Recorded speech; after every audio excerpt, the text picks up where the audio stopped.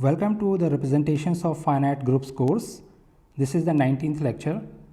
Today we are going to talk about Mackey's irreducibility criteria for induced representations. So in lecture number 17 we defined induced class preserving functions, and in lecture number 18 we defined induced representations.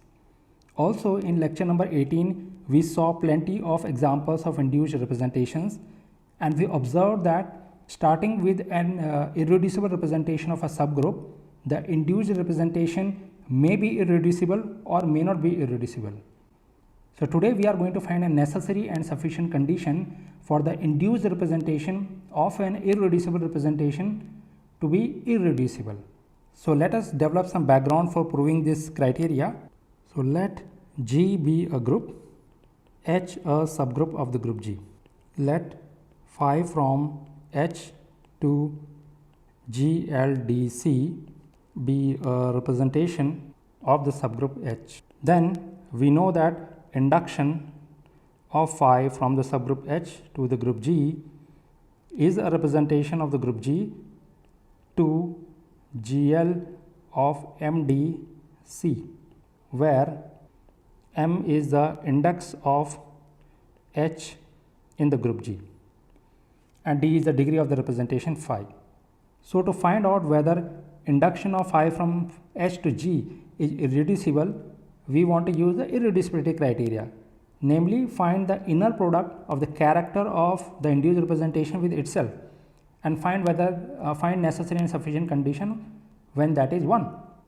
Also we know that the character of the induction of phi from the subgroup H to the group G is simply induction of the character of phi from the subgroup H to the group G.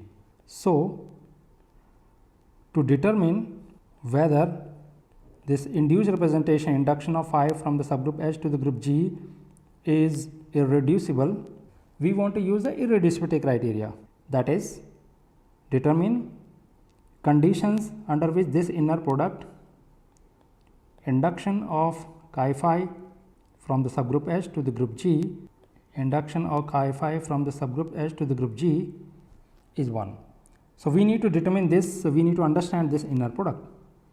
But now by Frobenius reciprocity we can rewrite it in the following form: this inner product induction of chi phi from the subgroup H to the group G with itself induction of chi phi from the subgroup H to the group G, this is just same as inner product of chi phi and then restriction of the second factor, the induction of chi phi from the subgroup H to the group G from G to H. So we need to understand what is this composite operation. So let us try to understand this. Before proceeding further, let us observe the following. Let phi and psi be two representations of a group G, then the characters chi phi and chi psi of phi and psi respectively are orthogonal if and only if the representations phi and psi do not have any common irreducible constituent. If and only if phi and psi do not have any common irreducible constituent. So let phi 1, phi 2, so on, let us say phi k be a complete list of inequivalent irreducible representations of the group G. Then by Maschke's theorem, each representation is certain integer linear combination of these phi i's, right? It's a direct sum of this phi 1 to phi k, possibly with some multiplicity. Then phi can be written as say m1 phi 1, direct sum so on, direct sum mk phi k, and psi can be written as n1 psi 1, direct sum so on nk psi k, where mi's are bigger than or equal to 0 and ni's are also bigger than or equal to 0. Then Let us compute the inner product chi phi of chi psi. This by definition is same as, we know that the character of direct sum of two representation is the direct sum of their characters. So this is same as m1 chi of phi 1 direct sum so on direct sum mk chi of phi k inner product with n1 chi of psi 1 direct sum so on nk chi of psi k. Since the inner product is linear, this distributes, so this implies that inner product chi phi chi psi, this is same as, now we know that characters of inequivalent irreducible representations, they form an orthogonal set in the space of all class preserving functions.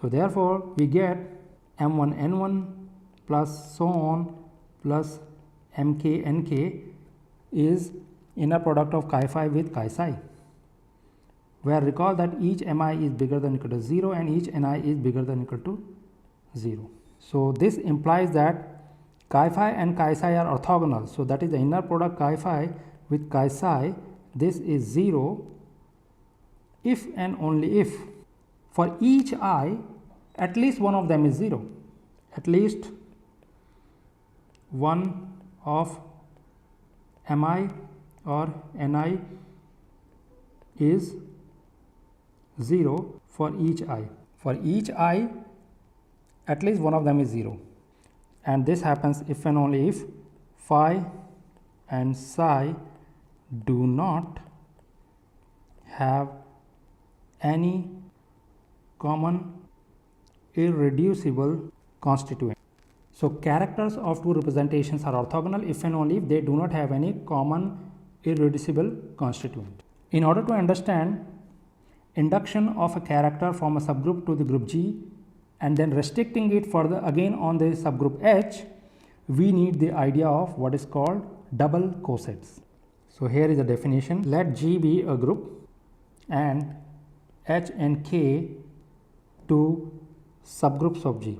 H and K are arbitrary subgroups of G, they could also be same, or one of them could also be trivial. Then there is an action of this product group, then there is an action sigma from H cross K to the symmetric group on the group G.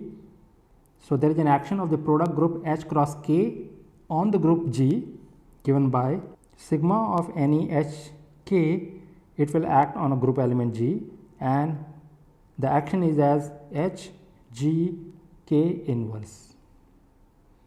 One can easily check that it's indeed a group action, and the orbits of this action are called double cosets, denoted by, say, double coset of group element little g. So H little g K, this is a notation, and formally, as I said, this is simply H G K, where H is in H and little k is in K.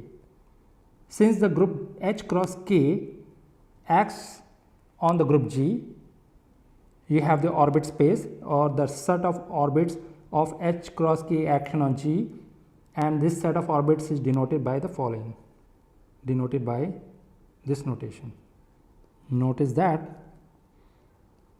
if H is a normal subgroup of the group G, then this set of all double cosets of H cross H in G is simply the set of all cosets of H in G. Then G mod H is just same as G mod H. So why it is the case? Consider an element. So let H G H prime be an element of H G H, where H and H prime are of course elements of H. Then, so this element H G H prime, I can write it in the following form. I can write it as G G inverse times H G H prime. This is just same as G times G inverse H G into H prime. But where is this element? This element G inverse Hg is again in H, because it's a normal subgroup and little h is in H. So therefore G inverse Hg is again in H. H prime is already in H. So therefore this falls in the coset G capital H. Conversely, any GH belonging to this left coset GH can be seen as this GH. I can write it as 1 GH, where 1 is of course the identity of the group, which is also the identity of the subgroup, which is of course in HGH. So this implies that this double coset of little g in the whole of the group G with respect to this pair HH is GH. H is just the left coset GH. Let's see an example. Let us take G to be the group of all 2 by 2 invertible matrices over C, GL2C, and take B to be the group of all upper triangular matrices A, B, 0, C, such that AC is not equal to 0. Then if you try to find out the set of all double cosets of BB in the group G, then G mod B, this is finite. In fact, it has only 2 elements, namely B, because B is just B identity B, that is just B, and then B times this element 0 1 1 0 times B. This B is also called the Borel subgroup. The important point to be noted here is, because the set of all double cosets of a pair of subgroup HK in the group G is the set of orbits under certain actions, so they certainly partition your group G into disjoint equivalence classes. These classes are precisely the double cosets. But unlike cosets, the order of a double coset need not divide the order of the group G. That is one important point to be noted. Remember that if you take any subgroup of a group G, then the order of any coset is precisely the order of the subgroup G, which by Lagrange's theorem divide order of the group G. But that does not happen for double cosets. Order of a double coset need not divide order of the group, and also orders of different double cosets may be different. Note that if G is a group and H and K are 2 subgroups of the group G, the group G is a disjoint union of double cosets of this pair of subgroups H and K, H little g K. Let us take one more example. Let G be the symmetric group S3. Okay, we know that S3 has how many elements? 6 elements: 1, 1, 2, 2, 3, 1, 3, 1, 2, 3, and the permutation 1, 3, 2. Let us take H equals to K and both of them to be the cyclic subgroup of order 2, consisting of 1 and 1, 2. Let us find out the double cosets. What is H? Identity of the group, and K is the just H, which we know is 1 and 1, 2. And what about H? Take this transposition 1, 3, 1, 3 and K. Write it down. Element as identity from both H and K, you get 1, 3. And if you take 1, 2 from the first and trivial from the second, you get 1, 2 into 1, 3. In the other case, you get 1, 3 into 1, 2, right? And the other possibility is 1, 2, 1, 3 and 1, 2. But you can see this is just same as 1, 3, 1, 2, 3, 1, 3, 2 and 2, 3. So the first coset H1K has 2 elements 1 and 1, 2, and the second coset H13K has the remaining 4 elements. In this case, the group G is H1K disjoint union with H13K. And as you can see here, the size of the double coset H1k is just 2, whereas size of the double coset H13k is 4 elements. So different double cosets can have different sizes. This is completely different from how left and right cosets of subgroups behave.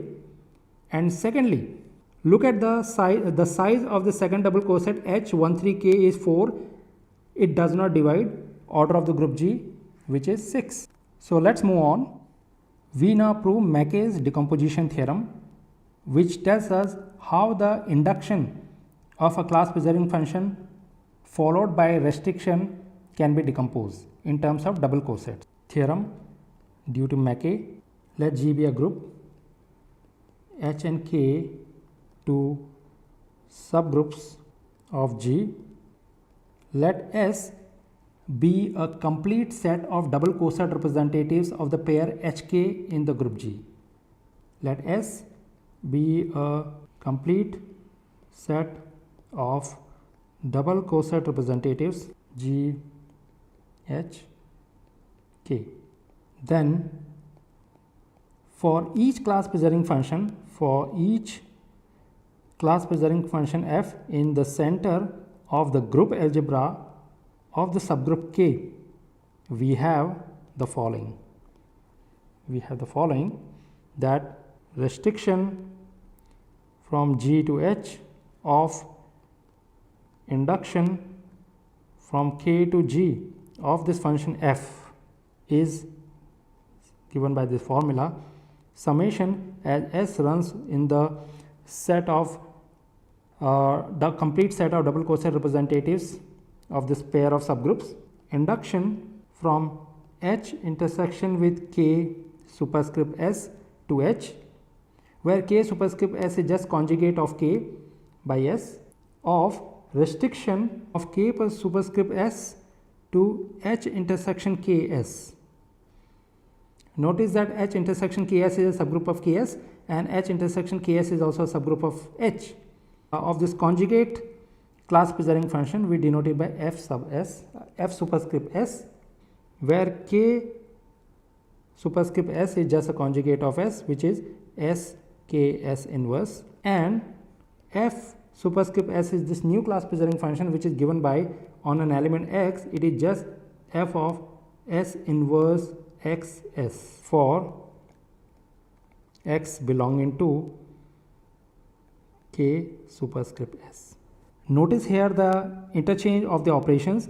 So we want to express induction followed by restriction of a class preserving function, and this is a sum over a complete set of double coset representatives of pair of the subgroups of this factor, when the factor is first restriction of a conjugate of f followed by induction on appropriate subgroup of H and Ks, namely just take the intersection. You may note here that if K is a normal subgroup of the group G, then what is K superscript S? It is just K. Therefore, the right hand side is a summation over S, restriction of K by H intersection K followed by induction of from H intersection K to H. In this case, the restriction and the induction are from K to the intersection and then from intersection to the other subgroup H, the non-normal subgroup. So let us prove this. We are given that S is a complete set of double coset representatives for this set of double cosets. For each little s in this set of representatives, we have the subgroup H intersection Ks of H. Intersection of two subgroups is a subgroup where Ks is simply the conjugate of K by S. Let Vs denote a complete set of left coset representatives of this subgroup H intersection Ks in the subgroup H. This implies that the subgroup H can be written as a disjoint union of V of H intersection with K superscript S, where V is in V sub S. You take any little s in S and conjugate K by that, take its intersection with H.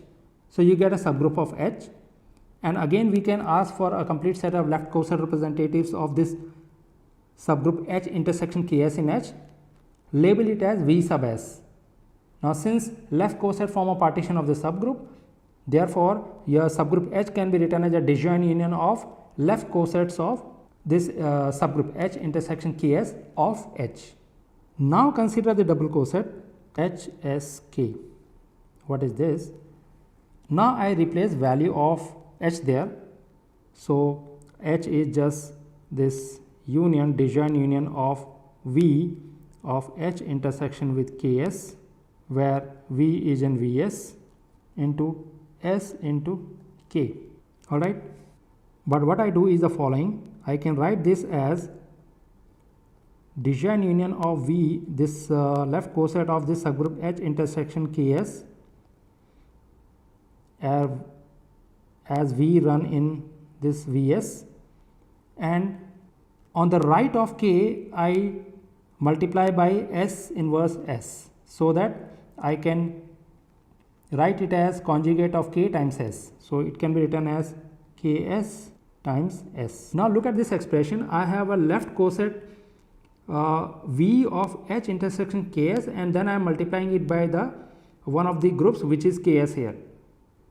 So the output is simply a left coset of Ks, and here the disjoint union, there is no guarantee that the union will be disjoint, which we are going to prove in a moment. So this can be written as some union of V belonging to Vs of this left coset V of Ks times S. But K superscript S is simply Sk S inverse. So again I plug in the value. This is same as V belonging to Vs, and V into S, K, S inverse into S get cancelled. So it is simply a union of left cosets of the subgroup K, okay, as the summation run over the indexing set Vs. We claim that the union is disjoint. Let's prove the claim. So if Vs of K is same as V prime S of K for V and V prime in the set Vs, then what happens? What does this equality of left cosets of K means? This implies that S inverse V prime inverse Vs is in K. This implies that V prime inverse V is in S K S inverse, which is your Ks. But where are these V prime and V? V prime inverse into V is also in H. So this implies that they are in intersection. This implies that V prime inverse into V is in H intersection with Ks. So if they are in Ks, this implies that they denote the same left coset, which implies that V prime of H intersection with Ks, this is same as V of H intersection with Ks. But V prime and V are in Vs, which is a complete set of left coset representatives of H intersection Ks in H. So this implies that then V has to be V prime by the definition of Vs. So therefore the union that we have here in star is a disjoint union. So let us write T sub S as, so this little s I have fixed in my set of double cosets of the pair HK in the group G. Okay, so consider this as T sub S, which is all those Vs such that V is in the set capital V sub S, which I defined in the previous slide, and let T equals to union of this T sub S, where I run this S in the complete set of double coset representatives of the pair of subgroups HK. My claim is that this is a disjoint union. Why that's the case? Suppose that there is element in common. Suppose that Ts intersection with Ts prime is non-empty for S and S prime in the set S. This implies that Vs is same as V prime S prime for some V in Vs and V prime in V of S prime. Now Vs is a complete set of left coset representatives of H intersection with Ks in H, and Vs prime is a complete set of left coset representatives of H intersection Ks prime in H. So therefore V and V prime both are in H. We are going to use it. This implies that I can write little s as V inverse V prime S prime, and which implies that the double coset HSK can be written as double coset H V inverse V prime S prime of K, where V and V prime both are in H, so it get merged in H. This is just same as H S prime K. So I have two double cosets HSK equal to HS prime K, where S and S prime are from the set S, which is a complete list of double coset representatives. So this implies that S has to be same as S prime, which further implies by using in this circled equation that V has to be therefore V prime. This T is actually a disjoint union of T sub S, where S is in capital S.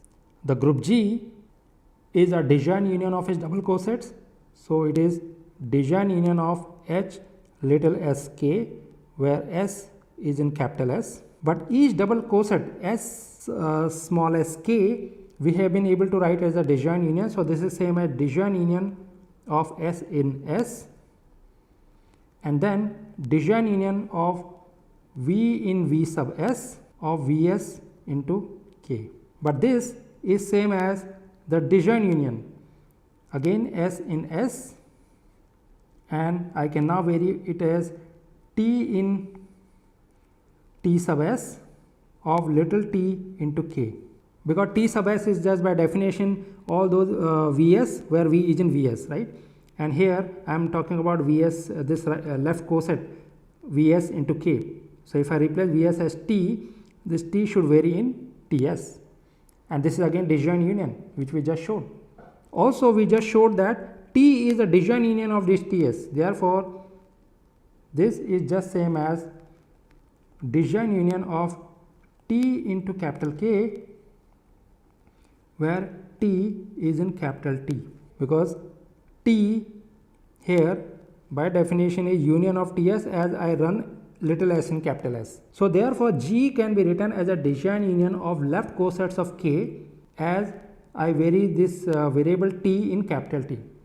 This implies that T is a complete set of left coset representatives of K in the group G. We are now ready to prove the main identity. So consider restriction from group G to the subgroup H of induction from K to G of a class preserving function on the subgroup K, and evaluate it at an element of the subgroup H, where H is in H. Because the final operation is restriction, so f is a class preserving function on K, we apply induction to get a class preserving function on G, and then we further restrict it to a class preserving function on the subgroup H. So I take little h in H. Now since I have already taken little h in H, so I can remove this restriction sign. It is just same as induction from K to G of function f on H. And in the preceding slide I computed a complete set of left coset representatives of the subgroup K in the group G, and we know how to write induction of a class preserving function in terms of a complete set of left coset representatives. So this is therefore same as summation as little t vary in that complete set of coset representatives and f dot of T inverse HT, but this is same as T is a disjoint union of Ts as S in S. So S in S and then summation T in Ts of f dot of T inverse HT. This is same as summation little s in S, and I know that T is de Gennes union of Ts, and Ts by definition is Vs, where V is in V sub S. So therefore I can rewrite this as V in V sub S, and F dot, not each little t is in Ts, which consists of elements of the form V into Vs, where V is in capital V sub S and S is of course in S, right. So I can replace this T by Vs. So this is same as Vs inverse, that is same as S inverse V inverse H Vs. But this is same as summation S in S and of course V in Vs. And now recall the definition of dot of a complex valued function. So this is same as f of S inverse V inverse HVS, provided S inverse V inverse HVS is in the domain of the function f, and f is a class preserving function on K, so it is in K. So where S inverse V inverse HVS is in K, equivalently V inverse HV is in S K S inverse, which we know is, we are denoting it by K superscript S. So therefore this is same as summation little s in S, summation V is in V sub S, V inverse HV in the S conjugate of K. Now I have F acting on S inverse V inverse HVS in terms of S conjugate of F. I can write it as F superscript S acting on V inverse HV, right, because V inverse HV is in K superscript S. Observe that V inverse HV is also in H, because little h is already in H, and V is also a left co-side representative of H intersection K superscript S in capital H. So therefore this element is also in H. So therefore this summation is same as summation S in S, summation V in Vs, and V inverse HV in Ks, but it is already in H, so I can very well write it as Ks intersection H of F superscript S acting on V inverse HV. Now notice the following: F superscript S is being evaluated at V inverse HV, which is an element in Ks intersection H, whereas F superscript S was originally a function on K superscript S. So therefore what is written here can be thought of as restriction of F superscript S on Ks intersection H. So I can rewrite it as summation S belonging to S, summation V belonging to Vs, and V inverse HV is in H intersection Ks. And since F superscript S is evaluated at this point, I can think of it as a restriction of F superscript S acting at V inverse HV from where? From K superscript S to H intersection with K superscript S. Observe the following: this is just same as summation little s in S. What is V sub S?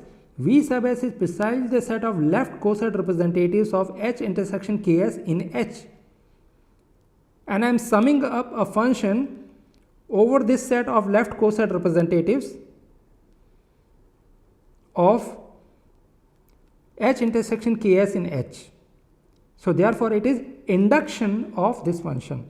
So this is same as induction from where? Because this function is restricted on H intersection Ks, so it is from H intersection Ks, and to where we are inducting, the induction is going all the way up to H. So to H of this function which I have circled. So this is only the function, so which is same as restriction from K superscript S to H intersection with K superscript S of F superscript S acting on H. Okay, because you may recall the definition of induction of a class preserving function. It is just F dot of conjugate where the conjugating element runs over coset representatives, and here V is running over Vs, which is the set of left coset representatives of H intersection Ks in H. So we can write this summation in this form. So this proves the theorem. So we have now built up all the necessary background for proving the Mackay's irreducibility criteria. So let's prove it. Very beautiful theorem. Mackay's irreducibility criteria. Let G be a group and H a subgroup of the group G. Let phi from H to G L D C be a representation of H. Then we can induce this phi to a representation on G. Then the induction of phi from the subgroup H to the group G is irreducible if and only if the following two hold. There are two conditions. First is phi itself should be irreducible, and secondly the representations restriction of phi from the subgroup H to H intersection with H superscript S, and restriction of phi S from the conjugate of H to H intersection with HS do not have any common irreducible constituent. Equivalently, they are orthogonal, as we showed in a preceding slide. Where is this S? S should not be an element of H, is an outside H. And what if phi superscript S? As usual, this is a conjugate representation of an element X is just phi of S inverse XS for all X in H superscript S. You may observe here that if H is a normal subgroup of G, then the condition number 2 become quite simple, because H intersection H superscript S is simply H. So we are talking about restriction of H on H, which is nothing, just the same representation. So second condition is equivalent to saying that phi and phi superscript S are disjoint for all S which are outside the subgroup H. So for normal subgroups, the Mackay criteria become quite simple. So let's prove it. So as said in the beginning, we are going to compute the inner product of the character of the induced representation with itself, and from there we will deduce that that is 1 if and only if condition number 1 and 2 hold. So let S be a complete set of double coset representatives of the pair HH in the group G. And also we can assume without loss of generalities that suppose that 1 belong to S to give the trivial double coset, to give H1H, which is just H. Once we have set a complete set of double coset representatives of the pair HH in the group G, we can apply the preceding theorem. So we get restriction from G to H of induction from H to G of character of this representation phi of the subgroup H can be written as this summation S run over the coset representatives, double coset representatives, and induction from H intersection HS to H of restriction from HS to H intersection HS of chi phi conjugate. Notice that we have taken identity in the set of double coset representatives. So if you plug in S equals to 1, chi phi S is just chi phi, and S superscript S becomes just H. So restriction from H to H is nothing, and induction from H to H is nothing. So it is just same as chi phi, plus we can separate out the non-trivial elements. So S belonging to S minus the identity element. Induction H intersection H S, restriction S superscript S H intersection with Hs of chi phi of S. So, having noted this, now we take the inner product of the character of the induced representation. Induction of chi phi from the subgroup H to the group G, inner product with induction of chi phi from the subgroup H to the group G. By Frobenius reciprocity, this is same as inner product of chi phi and then take the restriction. So, restriction from G to H of induction from H to G of chi phi, and this we have just computed above. So, plug in there. So, which is same as inner product of chi phi and this sum, that is chi phi plus this sum over non-trivial coset representatives S belonging to S minus singleton 1 and induction from H intersection with Hs to H restriction H intersection Hs S superscript S chi phi S. But inner product is linear, so it separates out. So, it is same as chi phi plus inner product of chi phi with this summation S belonging to S minus singleton 1, and write down this lengthy expression again, induction H intersection Hs restriction from S to H intersection Hs and S conjugate of this character chi phi and take this inner product, which again by Frobenius reciprocity is same as chi phi plus summation S belonging to S minus 1 of inner product, and now this induction become restriction from H to H intersection with Hs of chi phi and restriction from Hs to H intersection Hs of chi phi S conjugate of that. So, you can see that we have applied Frobenius reciprocity twice here. Also, we have used linearity of the inner product.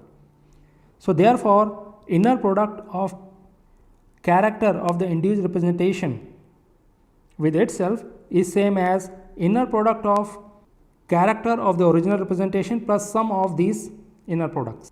Now, observe the right hand side of this equality. Now, notice the right hand side of the last expression. Look at the first term chi phi inner product.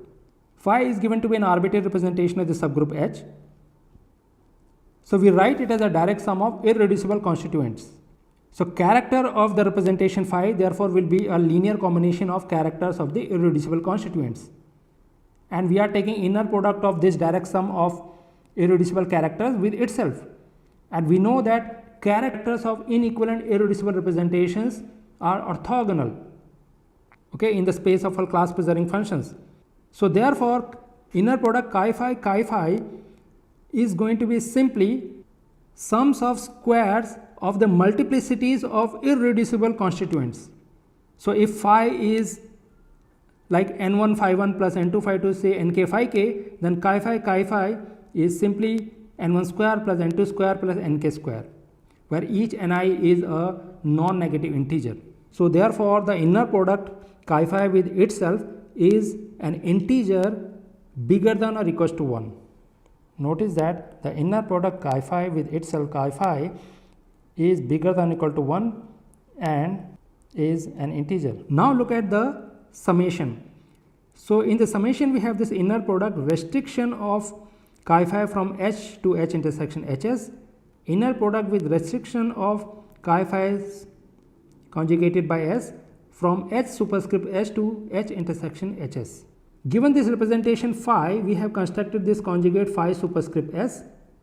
So, whatever are the irreducible constituents of restriction of phi on H intersection Hs, you will get corresponding irreducible constituent of the restriction of phi superscript S on H intersection Hs.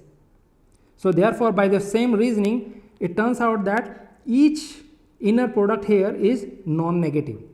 Similarly, each of this inner product restriction from H to H intersection H superscript S of chi phi with restriction from H superscript S to H intersection with HS of chi phi conjugated by S is non-negative real number. Thus, this inner product of chi phi, induction from H to the group G and induction of chi phi from the subgroup H to the group G, this is 1 if and only if inner product of chi phi with itself is 1 and all other terms are 0. So, this proves the theorem.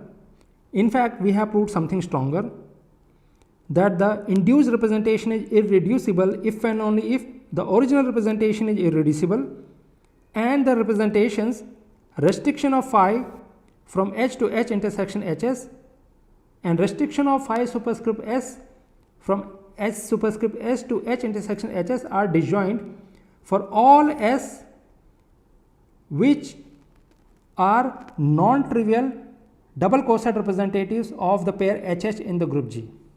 So, in fact, we do not really need to check this condition, second condition, for all element outside H. We just need to check for double coset representative which are non-trivial. So, let me conclude this lecture with two remarks. First remark is the following: the proof of the Mackay's irreducibility criteria shows that we need to check the second condition only for S belonging to S minus 1 and not for all elements of the group G minus the whole of the subgroup H. Mackay's irreducibility criteria become very simple if the subgroup under consideration is normal.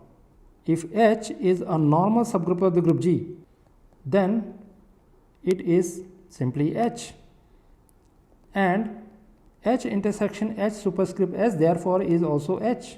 So, restriction is not really making any meaning here. Thus, the Mackay irreducibility criteria can be stated in a simpler form as follows: if H is a normal subgroup of a group G and phi a representation of H, then the induction of phi from H to G is irreducible if and only if phi is irreducible and phi superscript S are inequivalent for all S in S minus 1. Notice that if phi is irreducible, then phi superscript S is also irreducible. If there are two irreducible representations, then they do not have any common irreducible constituent, is simply equivalent to saying that they are not equivalent. So, these are the two remarks that I wanted to make here. So, I will stop here. Thank you.